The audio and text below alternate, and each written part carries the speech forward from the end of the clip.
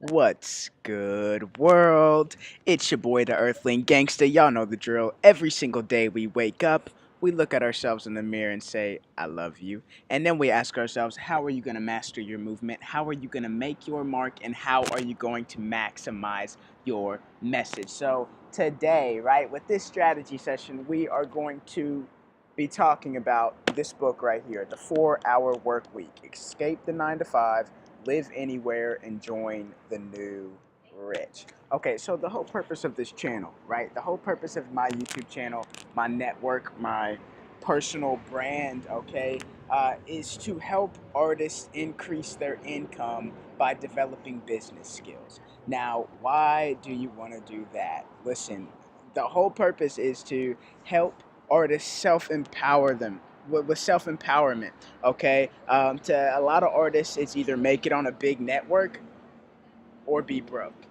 And that the odds of doing that just aren't always in our favor. And to top things off, a lot of people don't even want to be on a big network. Some people don't want to spend time in a big city. However, so what can we do to give ourselves more power, especially financial power? And with all of that being said, the whole end of the goal is to get art back into school. See, a lot of artists don't become artists or stop being artists because mom and dad or their teachers or, other people say, well, if you're going to be an artist, you're going to be broke for the rest of your life.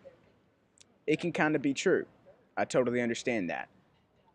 However, the reason why a lot of people are broke is because they just don't develop business skills. They just want to create. So, anyway, so how are we going to help increase our income with this book right here? Okay, so this book is absolutely fantastic. Before we get diving into it, I want to make that clear. Absolutely fantastic. The 4 Hour Work Week. Imagine working for 4 hours a week. Now, listen, I'm not saying you should work for 4 hours a week. If Kobe Bryant, I know some people don't like Kobe Bryant, but if he just worked for 4 hours, played basketball for 4 hours a week, he wouldn't be the way where he'd be today. If Steve Jobs just did work for 4 hours a week, he wouldn't be where he is. But the whole goal is to get the most out of your time. If you wanted to work for 4 hours a week, how could you do it, right? So one of the best things that we learned that you get from this book, okay, is the 80-20 principle. This boy is powerful. Okay, so let me ask you this. Are you spending your day being productive, or are you spending your day being active? Now, whenever it comes to increasing your income and increasing your business skills so you can live the life that you want, one of those two is going to get you better results, okay? And it's not being active. If I want to get a six pack, right, and I go to McDonald's and I drive to McDonald's, I get my food, and I come back and I clean the whole house and I do the laundry and I send emails and I don't know, clean out my dog's poop out of the backyard, and I like everybody's statuses on Facebook. I was really, really, really active. Maybe I read some books too. I was really, really, really active, but was I productive? Right? Whenever it comes to increasing my income as an artist, was that productive? No, probably not. Okay, so whenever it comes to being more productive, what's the one thing that you can do? And it's applying this 80-20 principle. So what is the 80-20 principle, right? The 80-20 principle talks about 80% of your results come from 20% of your actions. Now, this sounds kind of sort of crazy. And listen, these numbers aren't exactly true. 75% of your results could come from 50%, 15% of your actions. But for the most part, you'll see that a small amount of your actions are going to bring the most of your results. So let's take this back a little bit, okay? For me, for example, so why would you want to do this? Okay, me, for example, listen, I like to act, I like to dance, I like to sing, I like to write music. Okay, I like to help people with personal and professional development. Okay, but one of those five things was bringing the most of my income at that time, right? And he talks about Some of us, we want to act, dancing, do all these 50,000 things, but then we're just being active and we're not getting really, really good at one thing. So if we focus on one of these things that's bringing the most of results and maximize off that, then we can get more results than we're already getting right now with this 80-20 principle. So going back to what I was saying, I was doing all of those things, but what was bringing me the most results at the time was dancing, right? So I was like, okay, if I focus in on dancing, if I not saying cut everything out, right? But don't try to be the best at everything. If LeBron James tried to become the best basketball player and the best actor and the best rapper and the best business person in the world, would he be able to do it? No. We're talking, what is it going to take to get to the top? We want to get to the top. We want to get maximal results. We don't want to do average stuff, okay? So applying this 80-20 principle. And this principle can be seen in a lot of places. About 20% of the population has 80% of the wealth, right? So you just have, this is a self-awareness exercise. It's breaking it down. What 20% of your actions are bringing you 80% of the results that you're wanting? Or we can flip this around. Okay, so there's two questions that he has you ask, right? Let me find these bad boys.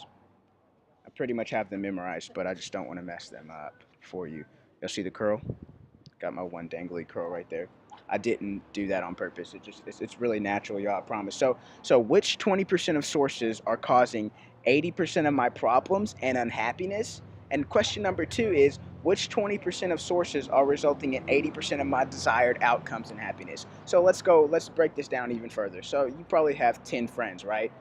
You'll find that 20% of your friends are causing you 80% of your friend drama, or vice versa. 20% of your friends are bringing you a lot of happiness, right? So the goal is, if there's 20% of my friends bringing me a lot of happiness, if I want more happiness, maybe I should spend the energy on increasing those relationships with those 20% of my friends, or vice versa. I want to feel less pain, right? Instead of trying to nitpick, what makes more sense? Saving 20%.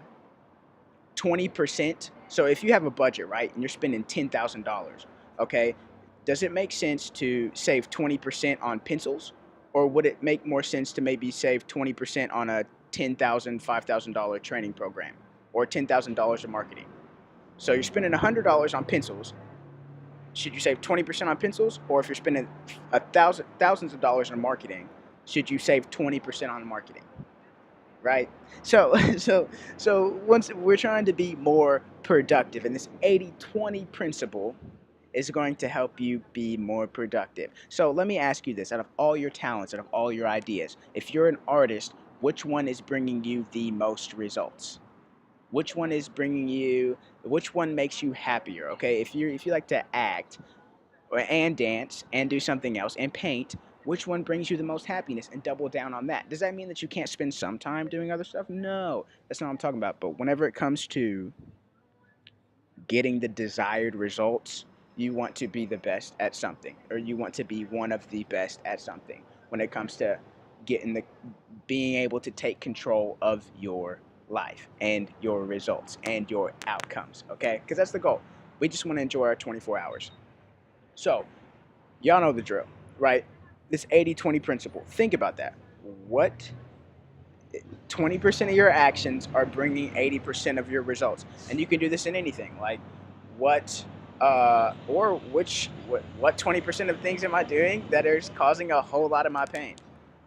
You know what I mean? So really just think about that. This 80-20 principle. 80-20 principle. Break it down. Do some, and sometimes it's hard. Listen, sometimes you'll find that something that you really like to do isn't bringing you the results that you think it's bringing you, and that can be tough, and that's a sacrifice. But that's one of the things that it takes for us to be the best in our industry. For us to get the results that we want, we gotta sacrifice. So for example, I found that out of all my friends, there was one friend that was just really, really, really, really negative all the time. And I noticed that his negative actions were causing me to be negative in some of my relationships, right? So I gave this dude a 1 month window to either start being positive, or he's not gonna be my dude anymore, right? Or we can be dudes, but we can't be hanging out all the time, right?